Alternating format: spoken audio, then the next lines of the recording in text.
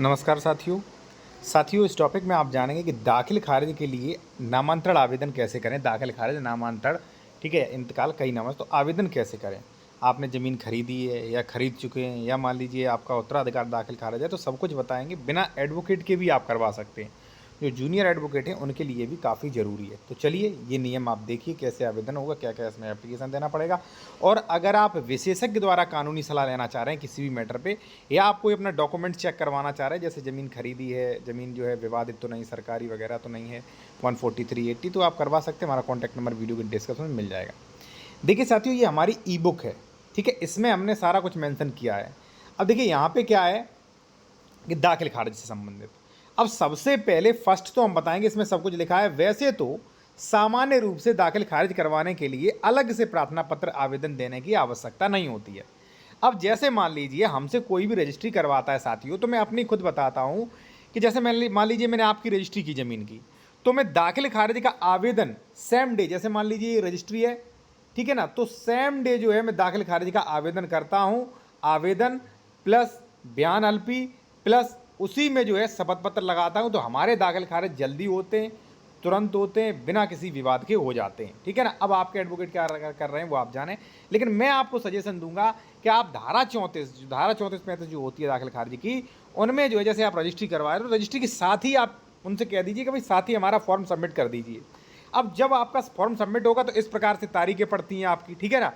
आपकी तारीख शो करने लगेगी 20-30 दिन बाद, ठीक है। 20-30 दिन बाद आपको जाना है। फर्स्ट जाके पहली बात तो मोबाइल नंबर लगा होता तो नोटिफिकेशन आ जाता है। आपने देख लिया कि 15 जून हमारी डेट है, तो 15 जून से पहले चले जाइए, आप अपने ओरिजिनल डॉक्यूमेंट साक्ष्य दे दीजिए जाके, वहाँ पे आपका दाखिल खारिज हो जाएगा, आसानी से हो जाएगा।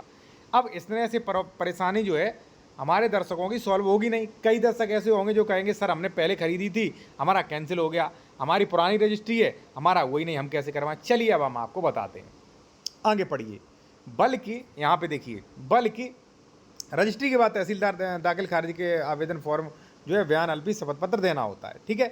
अब देखिए, जैसे मान लीजिए साथियों आपने दाखिल खारिज नहीं करवा पाया, आपके वकील ने नहीं किया, लापरवाही दिखाई, तो कोई टेंशन लेने की जरूरत नहीं। आप क्या करिए, दाखिल खारिज जो है उसका फॉर्म ले लीजिए, तहसील से तुरंत मिल जाएगा आसानी से दुकानों पे, ठीक है ना। अब वहाँ पे आप फॉर्म सबमिट करिए, नॉर्मल जानकारी होती है, किसने खरीदा किसने बेचा सब कुछ। और देखिए जो है स्पेशल जो जिन लोगों ने मेंबरशिप ले रखा है वो देख सकेंगे, हमने काफ़ी वीडियोस उस पर बनाए हैं, ठीक है ना। तो पूरा फॉर्म फिलअप कर लीजिए। फॉर्म फिलअप करने के बाद उसमें जो है आप बैनामा लगा दीजिए अपना, ठीक है। और वो पूरी फाइल जो है आप वहाँ के पेशकार को, तहसीलदार के पेशकार को दे सकते हैं कि महोदय ये ले लीजिए फाइल, और रिसीविंग ले सकते हैं। क्योंकि ओरिजिनल बैनामा लगा है तो फिर आप लापरवाही मत करें, रजिस्टर पे मेंशन करा के तब दें, भाई उसका वर्ड पूरा चढ़ जाना चाहिए वो, ठीक है ना, तब दें। कल फाइल खो गई तो कौन जिम्मेदार होगा, ठीक है ना।